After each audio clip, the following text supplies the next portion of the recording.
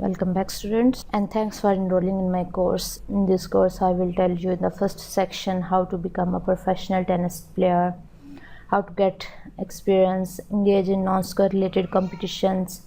surrounding yourself with talent. And in the second section, I will tell you how to become a professional tennis player,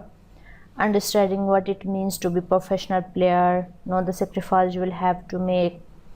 and question answer guidelines also included, how to win a tennis tournament, and there are some methods, your playing style, tournament preparation at the tournament, question answer, important notes, and how to choose a tennis racket, choose the right racket, and how to buy racket if you are a beginner, understanding racket specification, question answer, tips. And in the fifth section, you will learn how to serve a tennis ball, mastering the flat serves, mastering other serves, and guidelines also included. And in the end of the course, you will be able to learn how to become a professional tennis player and how to win a tennis tournament and how to choose the right tennis racket and how to serve a tennis ball and many more concepts of tennis. So let's get started.